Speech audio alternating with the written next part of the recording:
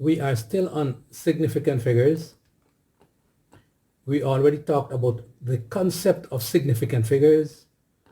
We talked about how to identify significant figures, working with significant figures, rounding off numbers, and now we will deal with standard form, sometimes called scientific notation. What is standard form? Then we will learn how to convert or express floating point numbers to standard form, and then the converse of that, take standard form and convert it back to floating point. First, what is standard form?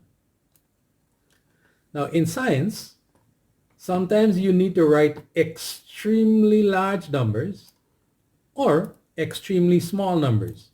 Here are two examples. 602200 with a whole bunch of zeros behind it. And this is actually called Avogadro's number, and it is the number of units in 1 mole of a substance. Now that is an extremely large number. Conversely, here you now have an extremely small number. 0.000, a whole bunch of zeros ending up with 9109 kilogram, and this is actually the mass of an electron. It is more convenient to write these two numbers as 6.022 times 10 to the 23rd power.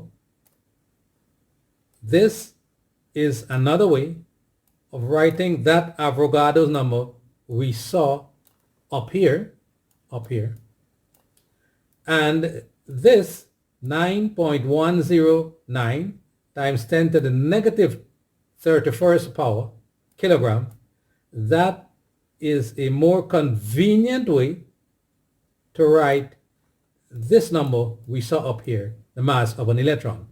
They are the same numbers, they just look different.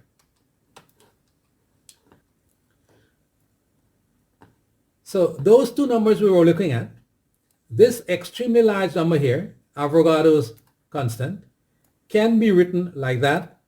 They are the same number, just written different ways. And this extremely small number here, which is the mass of an electron, can be written more conveniently as that. Those are two different ways of writing the same number. So how did we move from here to there? How can we do that? Let us consider numbers greater than 1. For example, 2,800. Now that is the same as 280 multiplied by 10, or 28 multiplied by 100, or 2.8 multiplied by 1,000, or 0.28 multiplied by 10,000. Those are all different ways of writing this same number at the front here. Now we can compress this 100 because 100 is 10 squared. So we can rewrite it as 28 times 10 squared. This one here, we can rewrite it as 2.8 times 10 cubed. And this one here, we can rewrite it as 0.28 times 10 to the 4th power. This is 280 times 10 to the 1st power. Now we will choose one from the second line here that has only one non-zero digit on the left of the decimal point, and that will be followed by a times 10 to some kind of power. Now if we look at the examples we have here in this line, this is the only one that has one non-zero digit on the left of the decimal point. So it is, our answer is 2.8 times 10 to the 3rd power. This is the standard form of this first number here, 2,800. Now that is if the number is greater than 1.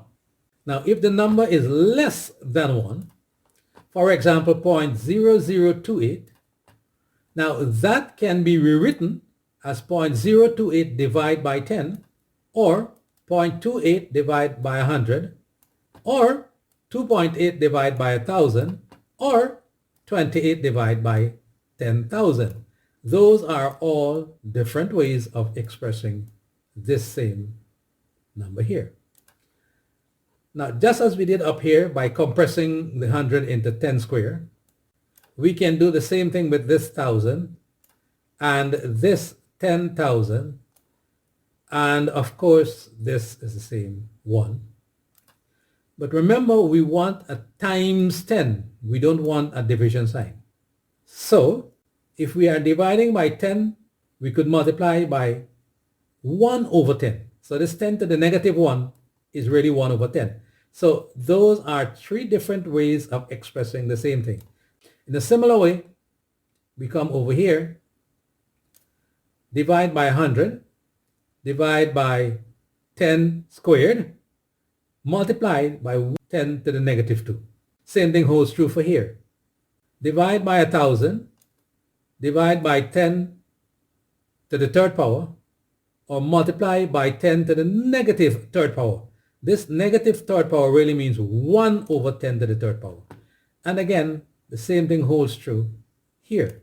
Divide by 10,000, divide by 10 to the fourth power, multiply by 10 to the negative fourth, and this actually means multiply by 1 over 10 to the fourth. So you're still dividing by 10 to the fourth.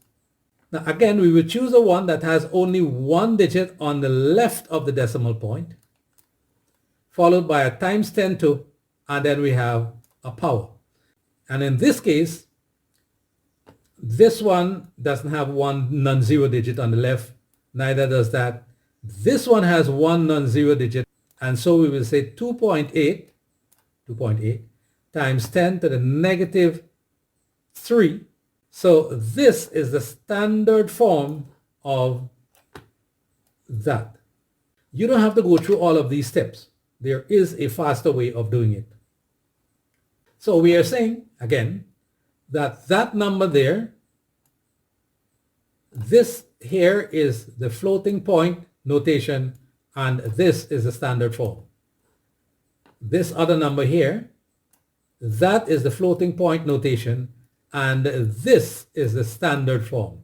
So if we are dealing with number greater than 1, like 2,800, we will move the point until it arrives here so that there is only one non-zero digit on the left.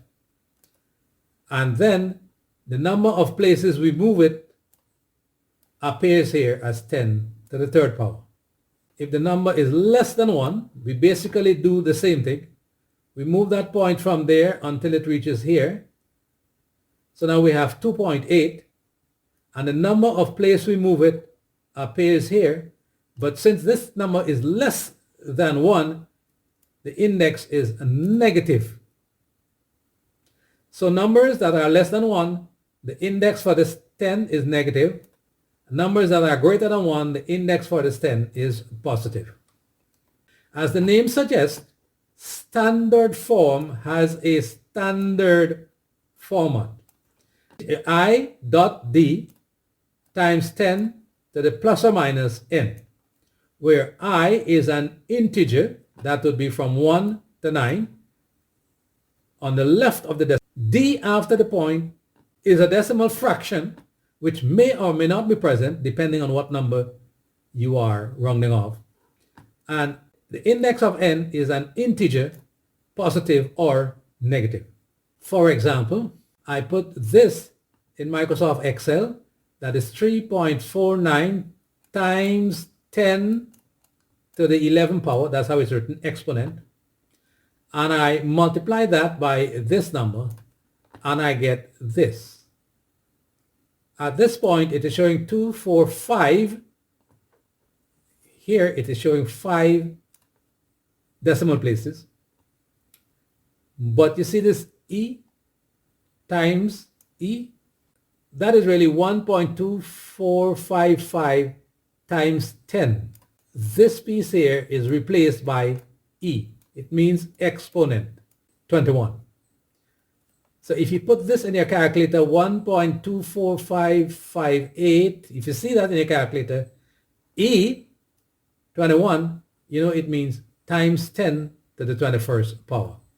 If I set it to 1, decimal place, it says 1.2 exponent 21. That's 1.2 exponent 21. The next one, this time, is the same question. I'm looking at two decimal places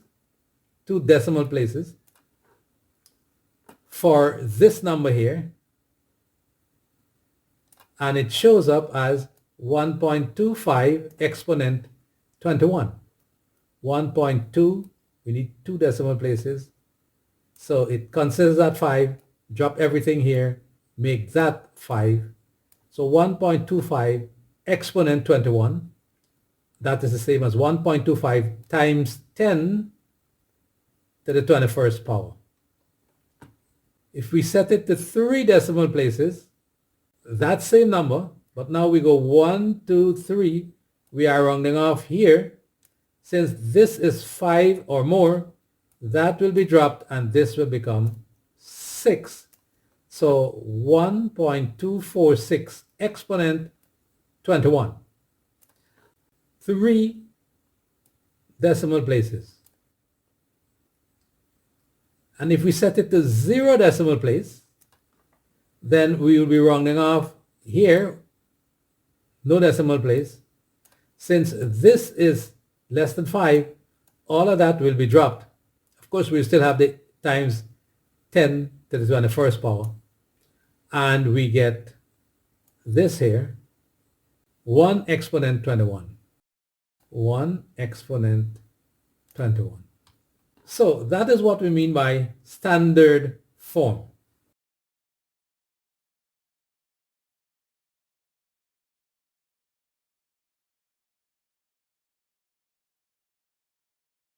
Now we are going to express floating point numbers as standard form. Let's deal with numbers greater than 1 first.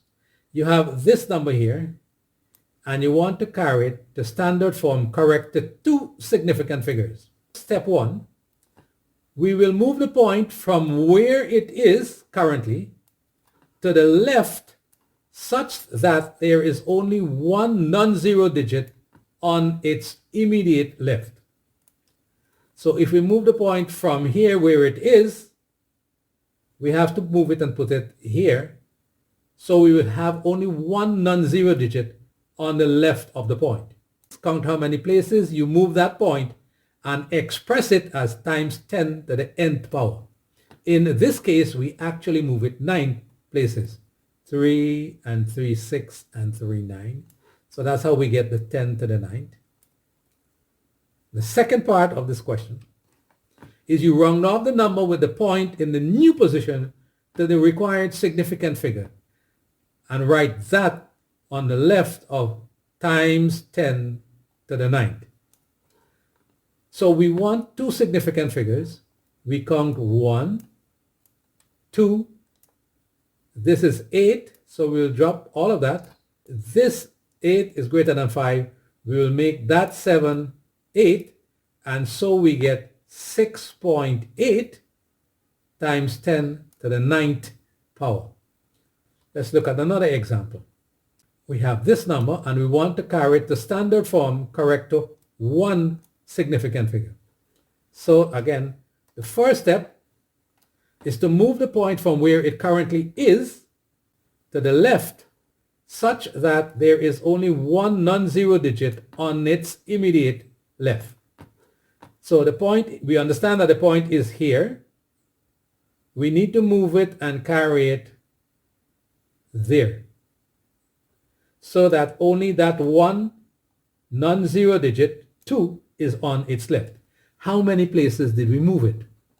3 and 3, 6 and 3, 9, and that one there make 10. So we write times 10 to the 10th power.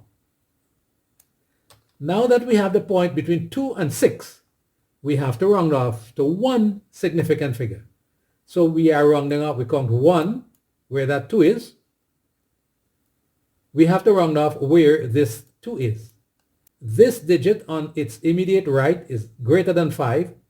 It's 6. So we will drop everything here and we will make that 2 into 3. So we get 3 times 10 to the 10th power. This is the standard form of that number up there. Let's look at a third example. We want to express 9 million as standard form corrected two significant figures. So the very first thing we do, again, is to move the point from where it is, and we understand that the point is here, to the left, such that there is only one non-zero digit on the left of the decimal point. So we move it 3 and 3, 6 places. So we can easily write times 10 to the 6th power. So the point is between that 9 and this 0.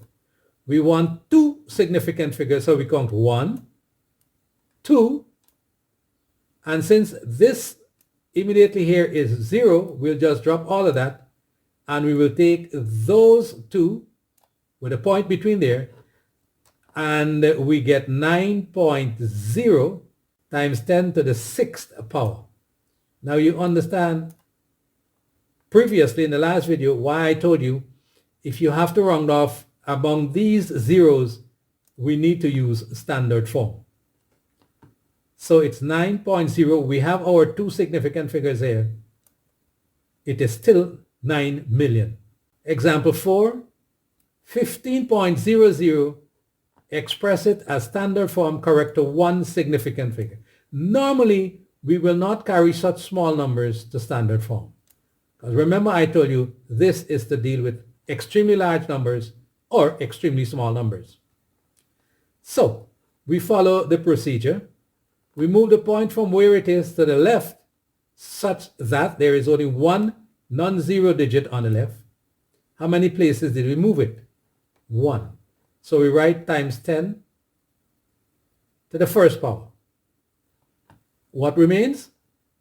1.500. We want one significant figure, so we will count that one.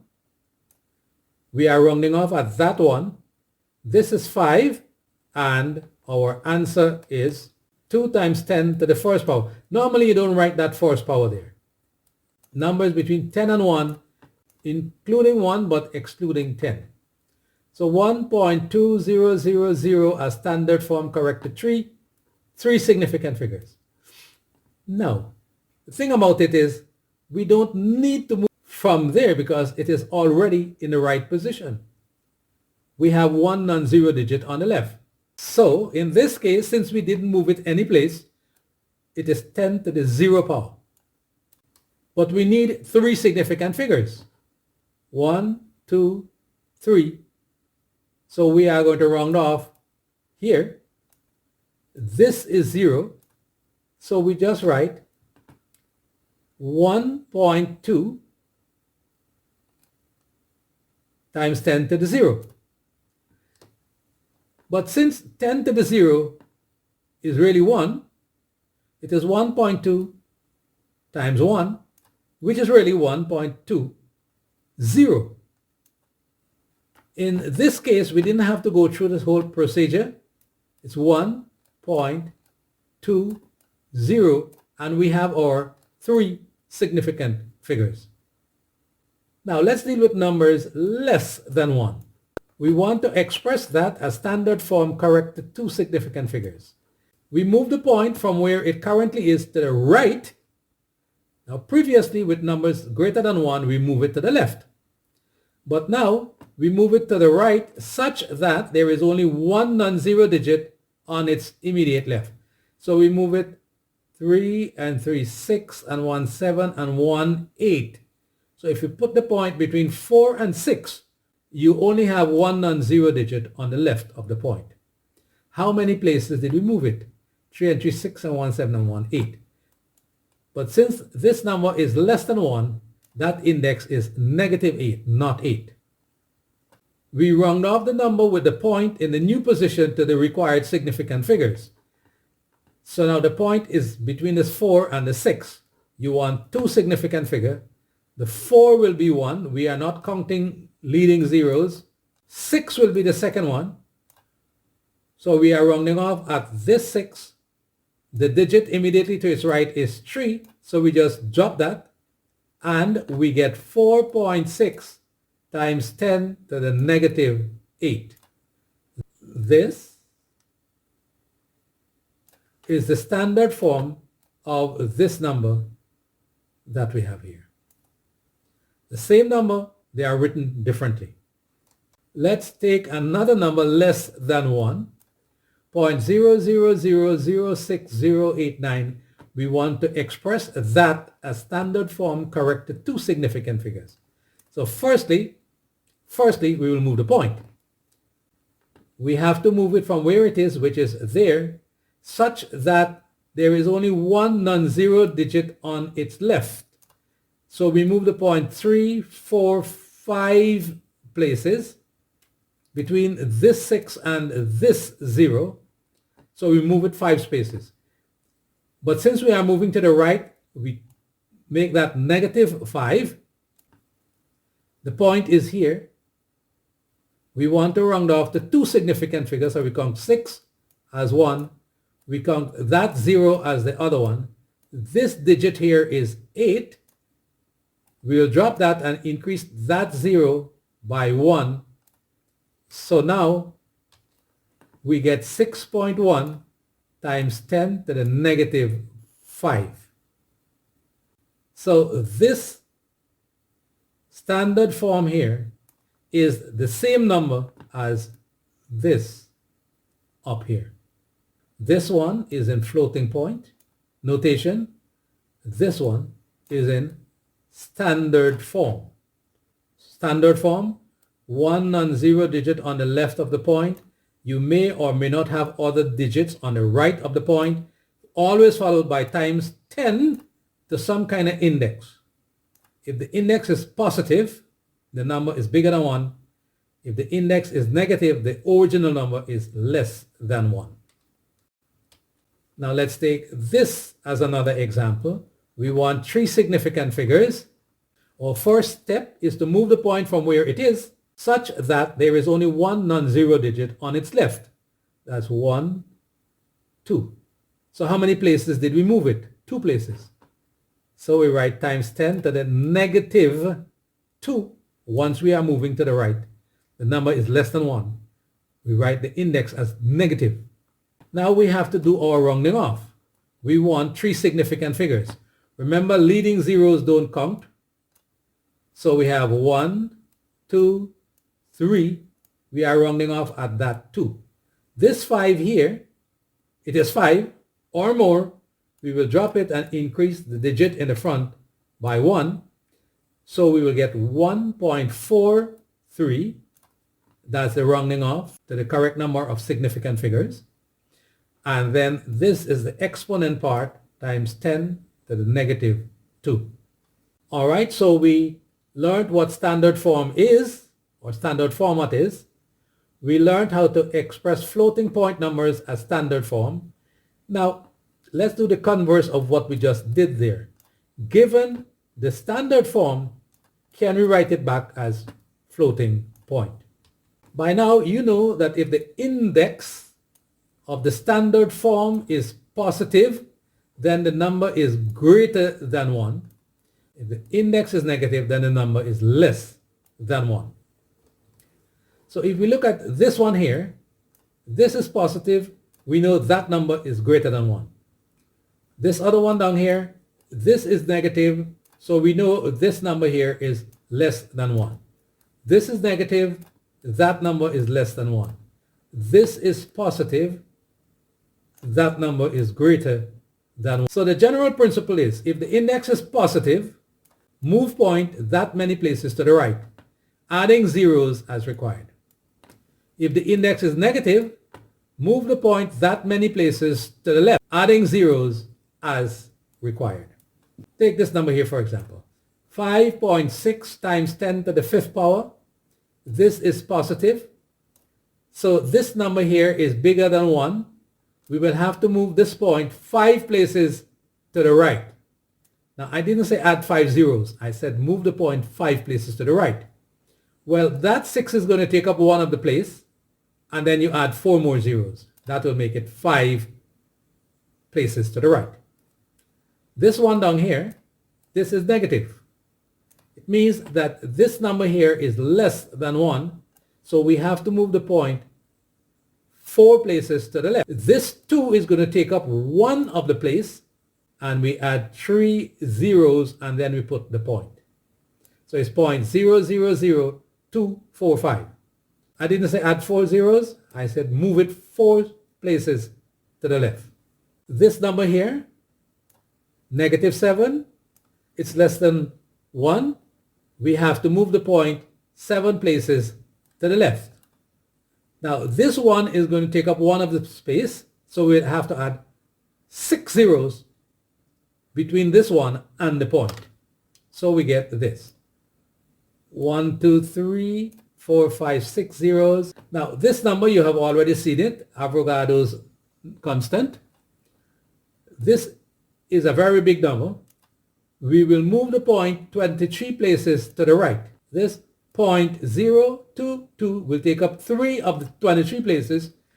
So once you move it 1, 2, 3, then you will add 20 zeros. This negative means that it is smaller than 1. So you have to move the point 3 places to the left. The 4 will take up 1 of the space. So you will have to add 2 zeros after the point. So we are here. 1, 2, 3, our point now comes here. 0.00487. For this last one here, this is 6. It's positive. Once you don't see a negative there, it means it is positive. So this is a fairly large number. If we want to carry it to floating point, we have to move the point 6 places to the right. That 4 will take up 1 of the space, so you will need to add 5 zeros. And so you get 7,400,000. Let's look at some examples. We have 10. We have this number here. It is floating point. We want to carry it to standard form. 2 stages. The point is here. We need to move it and put it there. So that will be 3 and 3, 6 and 3, 9. So we write times 10 to the 9th power. We want 2 significant figure. We count 1, 2. We are rounding off at this 5. This is 6. So we drop all of that and increase that 5 by 1, and we get 4.6. 2 significant figure. Now this number is less than 1. We need to move the point from there and carry it here. How many places are those? 5. So we write times 10 to the -5. So the point is now here. We want 2 significant figures. 1, 2. We are rounding off at this 4. This is 3. This is less than 5. We just drop that and we will say 5.4. Now in this case, we are given the standard form. We want to know what the floating point is. This is 8, a positive 8, which means that that number is greater than 1. So we need to shift this point 8 places to the right. The 9, 1 will take up 2 of the places. So we'll have to add 6 zeros. So we get 3, 9, 1. That's 2 of the places, adding 6 zeros. So that really takes care of the +8 or the 8 index. Next, this is less than 1. We will have to shift the point to the left to make this number less than 1. 6 places. This 2 will take up 1 of the space. So that 2 will take up 1 of the space. We'll have to add 5 zeros after the point. 1, 2, 3, 4, 5. 5, this number here is positive. So the whole number would be greater than 1. We'll have to shift the point 4 places to the right. This 63 will take up 2 of the places. So we only have 2 more zeros to add. In this case, we want 1 significant figure. This number is much greater than 1. So we shift the point 3 and 3, 6. Needs to go there. So we have a times 10 to the 6th power. The point is now between the 7 and the 8. We want one significant figure, so we count that 7 as a 1. But since this digit immediately to its right is greater than 5, we will drop it and increase that 7 by 1 to make it 8. So 8 times 10 to the 6th power. 5.2 times 10 to the 4th power. We will have to move that point 4 places to the right. The 2 will take up one of the space, so we'll have to add 3 zeros. So this 2 will take up one of the space, and we add 3 zeros. Number 8, we want two significant figures. Note again that this number here is less than 1. It's 0.0000 something. So we move the point 3 and 3, 6 and 1, 7. So now we write times 10 to the negative. We want two significant figures, 3 and 4. And so 3.4 times 10 to the negative 7. This number, as you see here, because this index is positive and not negative, it's a fairly large number. So we have to move this point 12 places to the right. But then this 9, 4, 3 will take up 3 of those places. So we will have to add 9 zeros. So that's 3 of the places. We need to move it 12 places, and we add 9 zeros. And finally, this fairly large number, we want to carry it to standard form to two significant figures. So we move the point first. The point is here. We move it 3 and 3, 6 and 1, 7. So we write times 10 to the 7th power. Our point is between this 4 and this 0. We want two significant figures.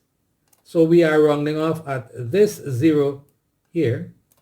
The digit immediately to the right is 5 or more.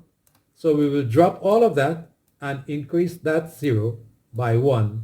So we get 4.1 times 10 to the 7th power. As used in physics calculation, example 1, find the mass of air in a volume measuring 4.45 times 10 to the 2nd meter by 2.3 times 10 to the 3rd meter by this meter if the average density of the air is 1.225 kilograms per cubic meter. We want to find the mass. Since this question deals with mass, volume, and density, we will choose the formula relating these three quantities, which is rho, density is equal to mass over volume. We want to find the mass. We know the density. If we can find the volume from the data we are given, we could plug it in this equation and find the mass. So the volume would be this multiplied by that, and we get 1.22 times 10 to the 10 cubic meter. Now, by right, we should only keep two significant figures, but since we have to use this answer later on in the same question, we will keep one or two more significant figures and then finally round it off to the required number of significant figures. Mass is equal to density times volume. We know the density is this. We know the volume is that. We multiply those two things and we get this number. We want to express that as scientific notation correct to two significant figures, because remember, this is three significant figure. This is 2. This here we have 5, and here we have 4. Remember, for multiplication and division, our answer cannot have more significant figures than the factor with the least significant figures. We need two significant figures. So that's how we ended up with 1.5. So we move this point from here, 3 and 3, 6 and 3, 9, and 1, 10. So that's this 10. You have 1.49 rounded off to two significant figure. you end up with 1.5 times 10 to the 10th power, and it's correct to two significant figures. A layer of hard black coal was mined that has a rectangular shape of 4.6 times 10 to the 5th meter and a width of 6.25 times 10 to the 3rd meter, while its thickness was only 2.3 times 10 to the negative 2 meter. Assuming that the coal plant that burns this coal is 41%, calculate how much useful energy this coal will produce if its density is 1.506 times 10 to the 3 kilograms per cubic meter and its energy density is 2.5 times 10 to the 7 joules per kilogram. Okay, that's the question. Let's work backwards. If we could find the total amount of energy, we will multiply that by 41% to get the useful energy. So now, can we find the total amount of energy? The total amount of energy will be the energy density times the mass.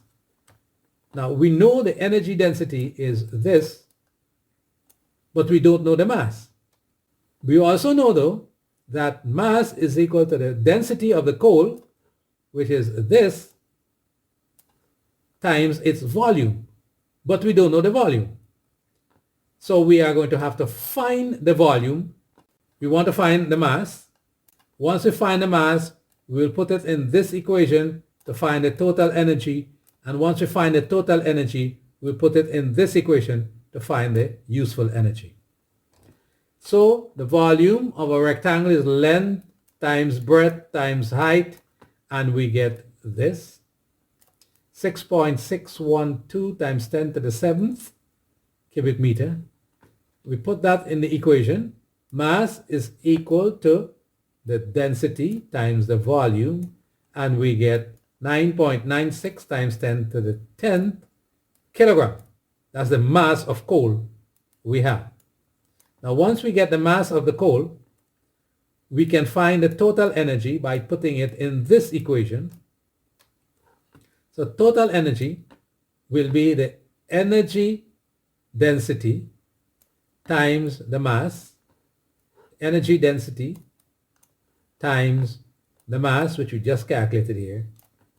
And so we get the total amount of energy in the coal, but then that total energy is not what is available. We only get 41% out from this coal-fired plant. So we will find 41% of that. We'll put it over here. And the useful energy will be 41% of that there that we just calculated. And we get 1.0. We need two significant figures. This is two significant figure, three significant figures, two significant figures, or two significant figures, four significant figures, two significant figures. Our answer for multiplication and division can have no more significant figures than the factor with the least number of significant figures. And so our answer can only have two significant figures, 1.0 times 10 to the 18th joule. And that's correct to two significant figures. And that's it for significant figures, rounding off numbers, and standard form. In the next few videos, we will learn about the formulae you are required to know for CSEC physics examinations. These formulae are required under the current CSEC syllabus, which is 2015. Such syllabus normally runs for 10 years, after which they are revised and updated. However, in terms of the formulae, the revised syllabus will not have much change since most of these formulae are based on classical or Newtonian physics. Yes, there are a few formulae based on modern physics, the atom. But as we look at the upcoming formulae, if the syllabus is revised, the formulae themselves would basically be the same.